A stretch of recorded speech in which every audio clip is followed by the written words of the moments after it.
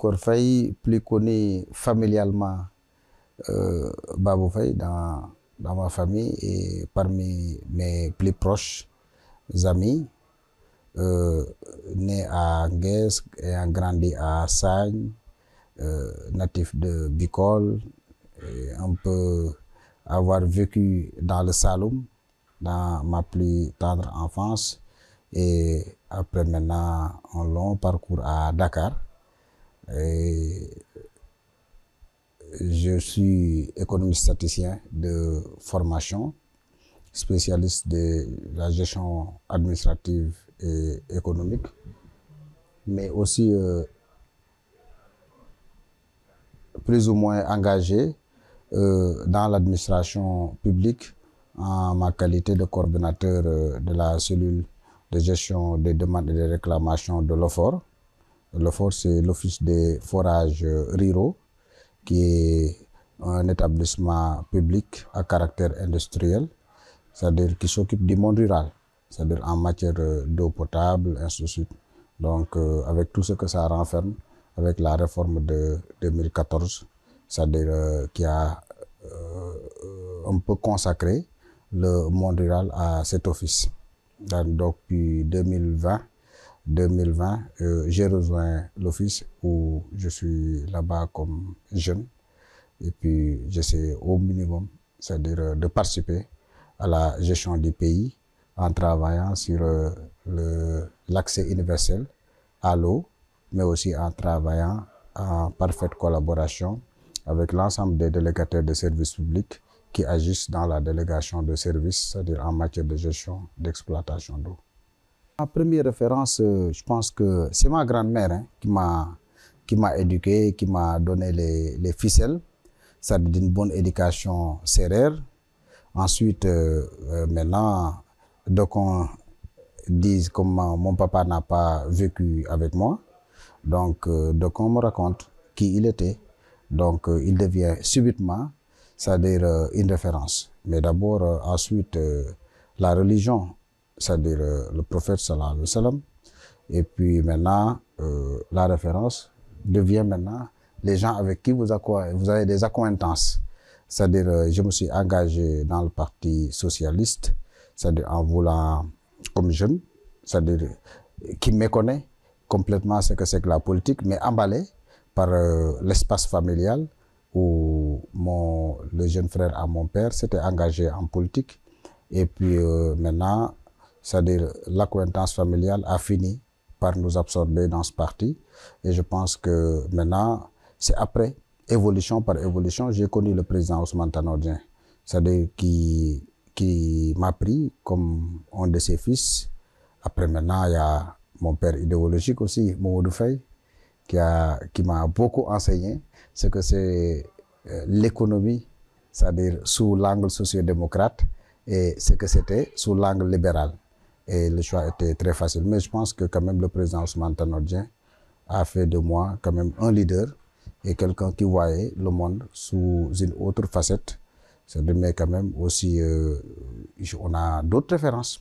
C'est-à-dire c'est les Sine Sine, c'est les Boursine Coumba Ndoffène, c'est les Salmon Faye, c'est Senghor, qui a été un grand théoricien d'abord de la négritude et de la civilisation de l'universel, et qui a théorisé aussi la participation politique, c'est-à-dire de l'indigénat, c'est-à-dire au niveau, c'est-à-dire de l'AEF, c'est-à-dire et qui nous a représentés, c'est-à-dire au niveau du deuxième collège électoral.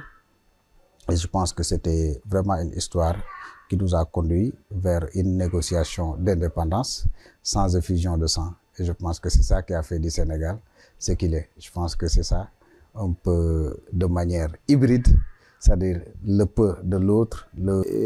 Maintenant, quelle que soit la situation, c'est-à-dire souvent on est guidé par la trajectoire politique de son pays.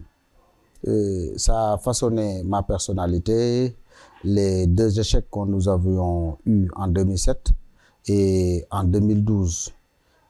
À cet effet, on a vécu beaucoup de réunions à l'interne où il fallait décider s'il fallait contester des élections, et c'est là où la grandeur des grands hommes d'État, c'est-à-dire vous guide entre le patriotisme, c'est-à-dire que qu'ils ont du pays, et nous, la fougue de jeunesse que nous avons à en découdre, c'est-à-dire avec les tenants du pouvoir, c'est-à-dire prêts à défendre nos leaders et notre vision des choses jusqu'au bout. Je pense qu'il y a un certain nombre d'événements intervenus dans cette période 2007, 2006, 2012, c'est-à-dire jusqu'à l'avènement du président Macky Sall. Je pense que tout ça font de nous quand même des gens, c'est-à-dire qui ramassent de gauche à droite entre les tares et les avatars dans certains systèmes, mais aussi les succès et les insuccès, c'est-à-dire qu'on obtient dans son parcours, font de nous quand même des gens qui ont ramassé de gauche à droite, c'est-à-dire par rapport à ce que font les autres, par rapport à ce que font, c'est-à-dire nous-mêmes. Et je pense que c'est ça qui a façonné plus ou moins notre personnalité. Et jusqu'à présent, le Sine reste. C'est-à-dire celui qui est de Fatick, celui qui est de Diarer, celui qui est de Djilor, celui qui est de Diofior, celui qui est de Diakhao, avec toute son histoire, le Sine, d'est en ouest, du nord au sud. C'est-à-dire quand vous le parcourez, c'est-à-dire vous savez qui vous êtes.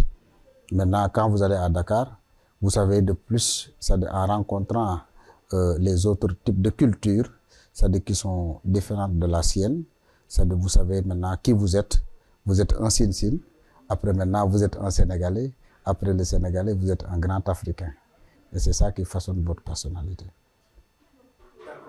Ce mouvement, je dois dire que je l'ai découvert par son nom. Ensuite, je l'ai découvert par la grandeur, malgré le jeune âge, de ses leaders. Parce que je pensais que Signe du futur, c'était tenu par des hommes politiques qui avaient un rêve et qui ont une volonté de matérialiser quelque chose. Quand il s'est agi de les recevoir ici dans le salon, j'ai découvert des jeunes qui, d'un âge moins avancé, 95, ainsi de suite. Donc, vous voyez, mais en les recevant, j'ai découvert en eux vraiment une grande personnalité et une grande capacité de synthèse. C'est-à-dire, ils ne tergiversent pas par rapport au concept, ils ne tergiversent pas par rapport à la matrice d'action, mais très connectés, c'est-à-dire aux outils des nouvelles technologies, de l'information et de la communication. L'intégration, l'agrégation de tout cela avec les valeurs, c'est-à-dire des signes de demain, font de cette structure l'avenir du département de Fatick, de la région de Fatick et du pôle Sine Saloum.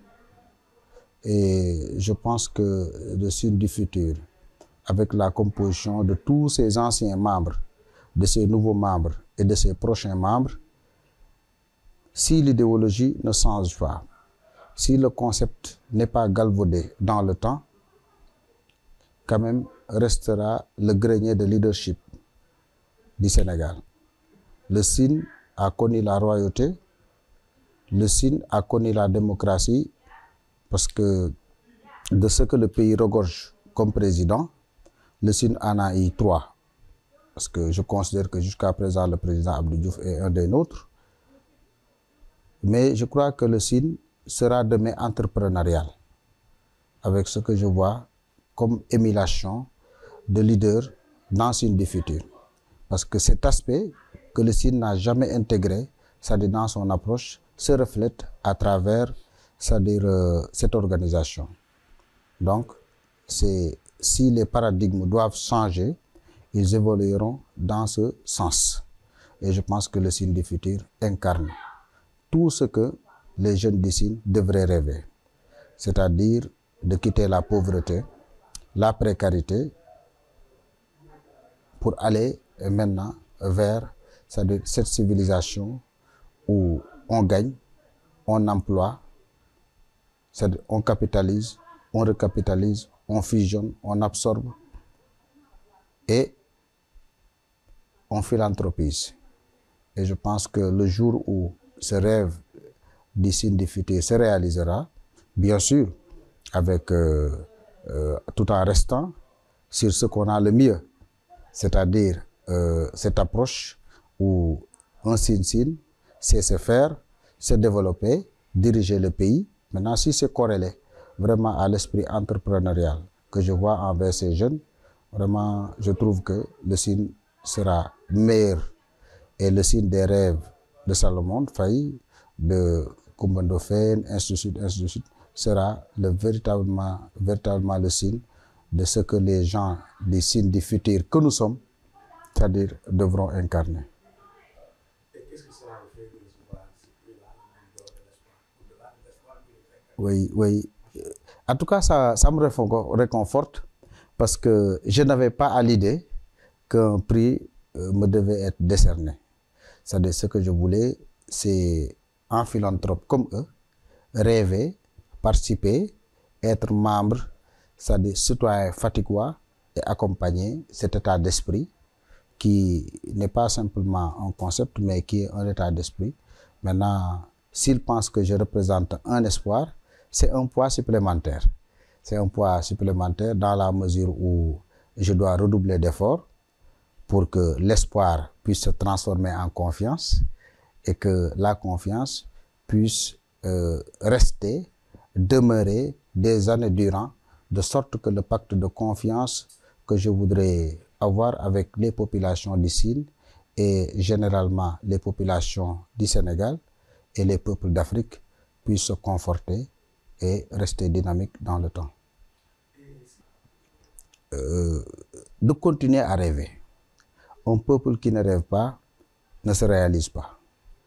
Nous devons rêver d'un Sine plus productif que l'ensemble des pôles de développement du pays. Nous devons rêver d'une Afrique et d'un Sénégal qui va infléchir, c'est-à-dire la façon dont l'économie est produite. C'est-à-dire, nous devons pouvoir produire et être très productifs. Nous devons aussi être dans la productivité, c'est-à-dire optimiser, c'est-à-dire la production. Nous devons comprendre que le sel du Sine doit profiter à sa population et doit pouvoir servir plus au-delà de la cuisine, au-delà de l'iode, au-delà simplement de l'aspect culinaire, mais que le sel représente un potentiel. Mais nous devons nous battre pour que ce sel-là ne puisse pas détruire notre environnement, c'est-à-dire qu'il ne puisse plus rendre que nos terres ne soient plus fertiles, que notre écosystème environnemental soit dégradé par la destruction de nos maisons, par l'avancée, c'est-à-dire de la mer, ainsi de suite, ainsi de suite. Donc, si nous parvenons à corriger tout cela, je pense qu'on aura un Sine assez compétitif, un Sénégal très compétitif et une Afrique qui répondra au rendez-vous de la mondialisation. À cet effet, nous devons pouvoir rester. Parce que si on quitte le pays, alors qu'on a besoin de toutes les mains, surtout des mains jeunes, des mains pleines de qualité, des mains qui peuvent transformer tous ces rêves en réalité, mais les gens doivent pouvoir rester. Quelle que soit la situation, il faut affronter les problèmes. C'est-à-dire aujourd'hui, les gens doivent laisser la mer. Ce qu'on dépense en énergie pour aller en Espagne ou aller en Italie, mais on l'aurait fait, on aurait descendu des Jakarta. On aurait éradiqué les Jakarta, on se serait transformé en GIE pour changer complètement le modèle de transport urbain. On se serait substitué, c'est-à-dire aux organisations, c'est-à-dire étatiques, qui agissent dans le cadre de la transformation des déchets pour pouvoir faire plus. On se serait substitué à certaines organisations, c'est-à-dire peut-être de financement, si nous sommes dans le financement participatif, c'est-à-dire dans l'économie solidaire. Il y a tout un tas de choses. Et je pense que c'est ça qui doit être l'avenir. On se serait transformé pour que les jeunes qui habitent dans nos quartiers et qui ont du talent en termes de lutte, en termes de football, en termes de handball, soit parmi les meilleurs en Afrique et dans le monde, parce que quand même le sport est devenu une grande industrie. Et je pense que tout ce rendez-vous-là mérite à ce que nous tous qu'on puisse rester. Si on a de bons maires et de grands-mères, si on n'en a pas, nous devons en avoir. Si on a de grands hommes d'État, c'est-à-dire si on n'en a pas, nous devons en avoir, ainsi de suite, ainsi de suite. Et je pense que tout cela, c'est-à-dire ne se réglera pas par des pirogues ou à transcender les frontières pour pouvoir acquérir une carte de séjour où quand même il y a à espérer dans le pays. Nous avons beaucoup de matières premières, nous avons beaucoup de ressources gazières et pétrolières, nous avons beaucoup de ressources énergétiques, ainsi de suite, ainsi de suite. Et je pense que le Sénégal ne devrait pas tarder à s'industrialiser, c'est-à-dire et à arriver à un niveau où, c'est-à-dire la croissance à 2 chiffres, c'est-à-dire est atteignable.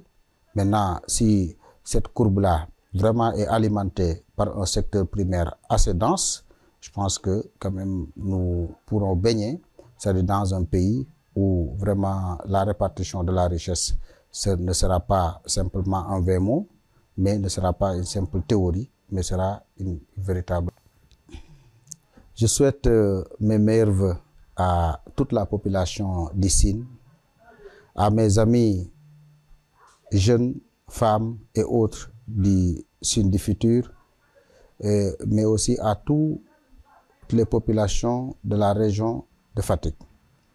Je voudrais à cet nouvel an de 2025 que nous puissions l'aborder dans la plus grande sérénité, dans la santé, avec une vision prospective d'un Sénégal nouveau, d'un Sénégal qui va se construire, c'est-à-dire dans la plus grande solidarité, dans la plus grande familiarité.